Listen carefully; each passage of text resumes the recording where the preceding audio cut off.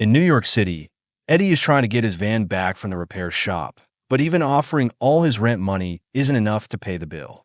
At that moment, he gets a call from his daughter Sarah, but he ignores it to keep arguing with the mechanic.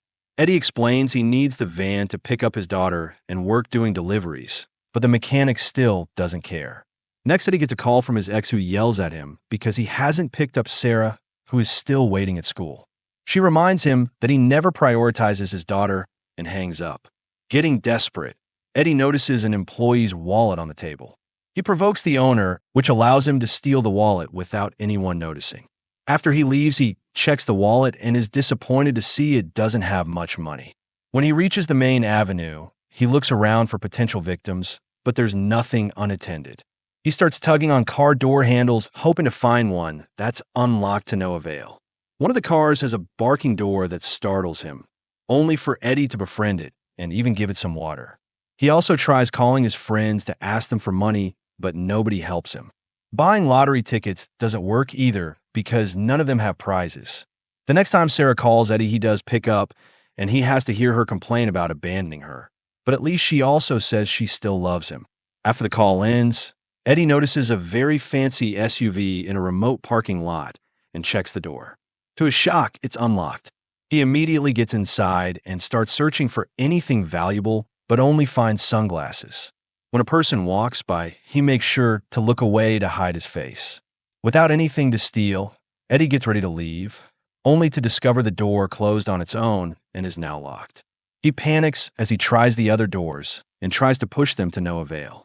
When another person walks by, he has to hide again. Then he tries punching and kicking all the windows, however they don't even crack. Suddenly, a tablet on the dashboard starts ringing with a call from a contact, "Answer me." Eddie ignores it and keeps on looking for a way out, unaware that someone is watching him through a hidden camera in the car. Eventually, he finds a lug wrench and hits the window with it, but this doesn't work either.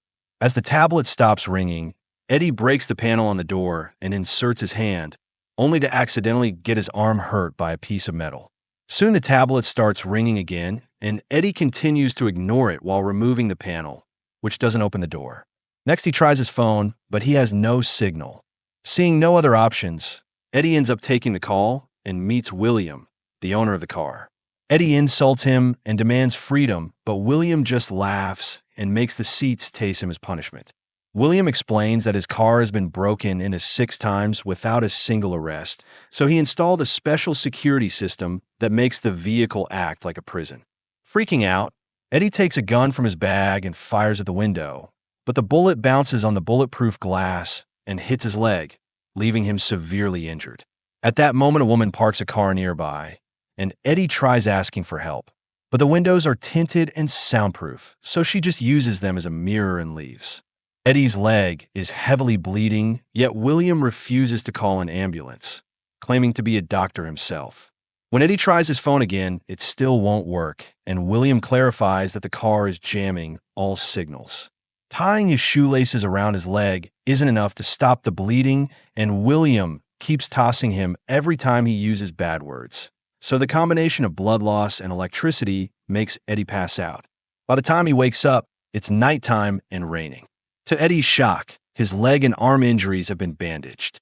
He checks his bag for something to consume, but both his water bottle and his snack bag are empty. The next morning, William calls again and tries to share a story about his life, causing Eddie to snap. William tases him again before turning on the air conditioning and blasting yodeling music. At first, Eddie says the song is all right, but this continues for hours and drives him absolutely crazy. That night, he's so cold that he uses the seat covers as a blanket. When William calls, Eddie offers a sincere apology and promises not to be rude again. Without a word, William turns off the air conditioning, but still won't let him go. The next morning, Eddie pees in the empty water bottle before he starts destroying the car, hoping to find a way out, but nothing works.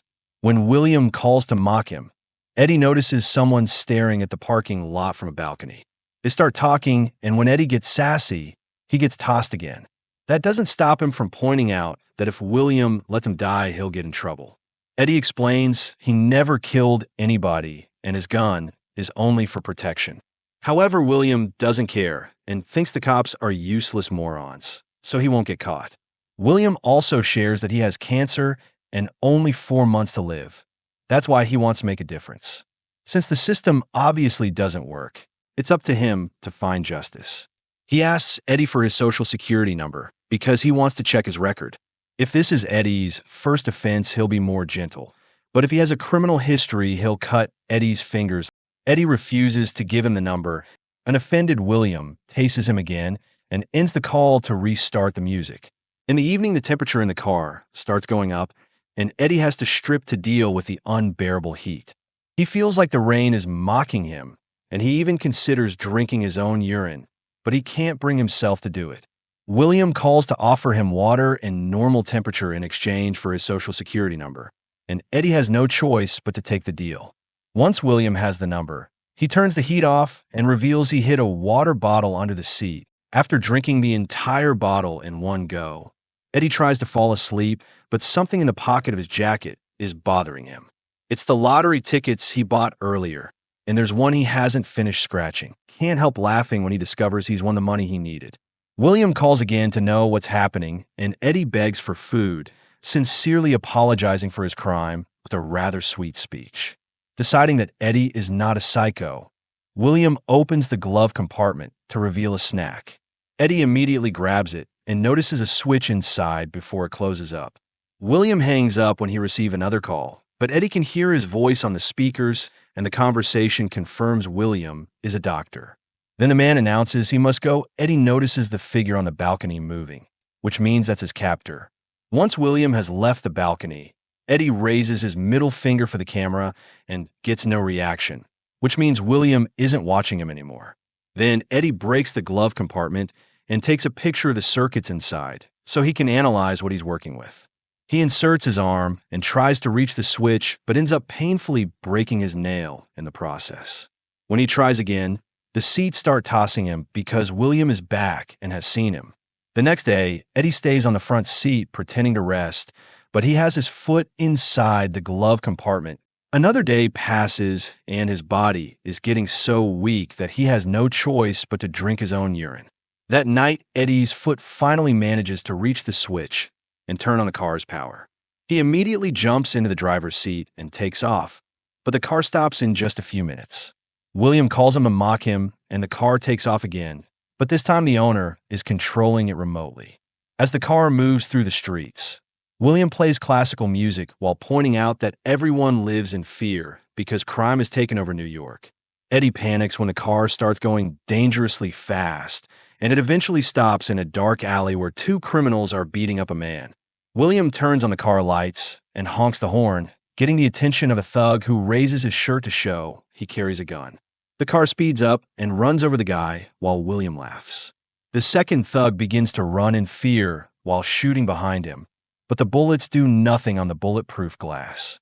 A chase ensues, and the criminal makes a sudden turn to try to lose the car, only to find the street blocked by a gate.